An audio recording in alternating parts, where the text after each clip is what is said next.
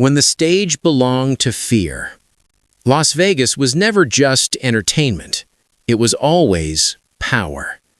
Long before the LED lights, the million-dollar contracts, and the global brands, the city operated under a different logic, a simple and brutal logic.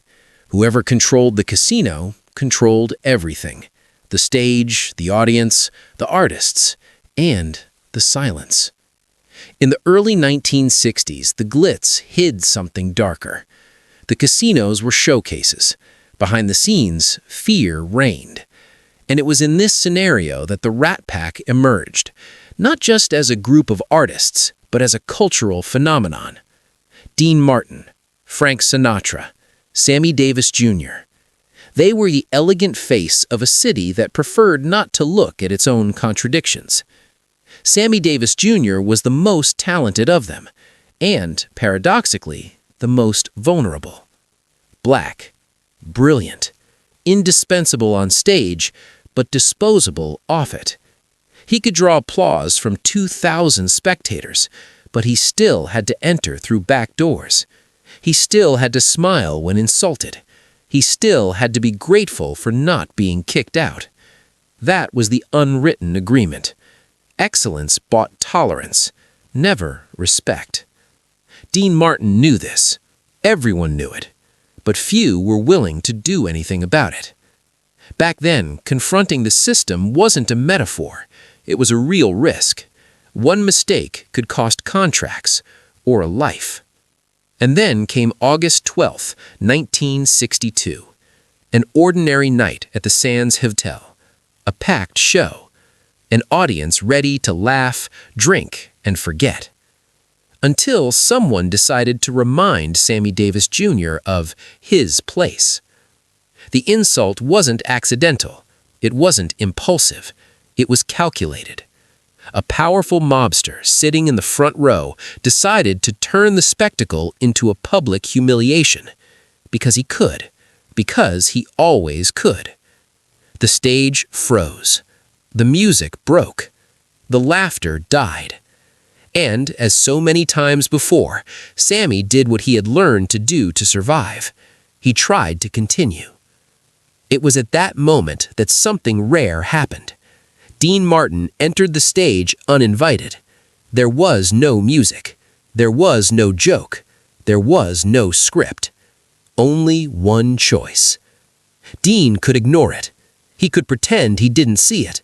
He could protect his own career. But he stopped everything. There, in front of the Mafia, in front of the audience, in front of history. And in doing so, Dean Martin broke the most important rule of Las Vegas: never confront power in public.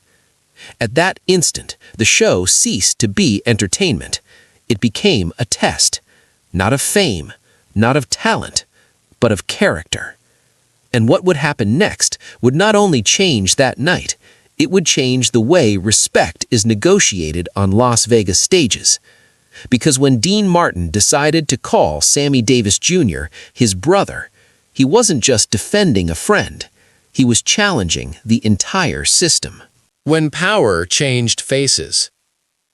What Dean Martin did that night wasn't in the contracts. It wasn't recorded in the minutes. But it was felt. Because for the first time in a long time, a powerful man had been forced to back down, not out of fear of violence, but out of fear of exposure. And that changed the game. In the years that followed, something began to quietly crumble in Las Vegas. The Mafia was still present, but it was no longer untouchable.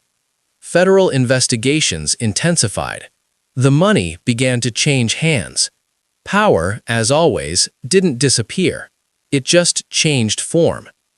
Explicit violence was replaced by something cleaner, more acceptable, more difficult to confront. The businessman entered where the mobster left. In the 1980s, a new era was dawning. Casinos ceased to be personal fiefdoms and became brands. Access to the stage no longer depended on silent favors, but on rigid contracts, public image, and profitability. It was in this scenario that a new symbolic figure of power emerged in American casinos: Donald Trump. Trump didn't represent the fear of guns. He represented the fear of exclusion. Under this new model, no one needed to be publicly humiliated. It was enough not to be invited, not to be renewed, not to be mentioned. The artist was no longer threatened. He was simply ignored. Sammy Davis Jr. was still alive to see this transition and to feel it. He no longer faced direct insults as in the 60s, but he was also no longer as indispensable as before. The industry had changed, and with it, the invisible rules of respect. The question became different. Not who's in charge here, but who decides who stays. Dean Martin observed this change from a distance. He had confronted power when it had a face, a name, and a clear threat. Now, the power was institutional, diffuse, shielded. There was no stage to confront a contract.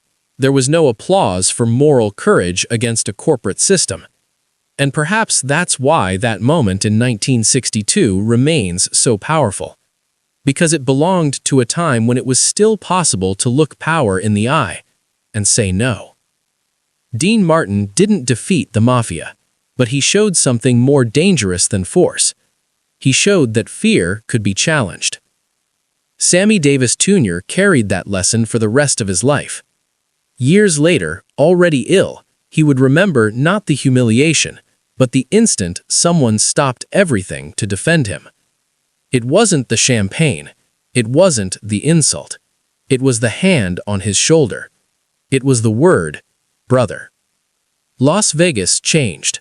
Power changed. The masters of the stage have changed. But that night remains an unsettling reminder. The true test of an era is not who controls the stage, but who is willing to risk everything to defend the dignity of those on it. Dean Martin did that once, in public, with no guarantee of getting away unscathed. And in doing so, he left a legacy that no corporation, contract, or empire has been able to erase. Because fear changes its face. Power changes its name. But courage, that remains rare.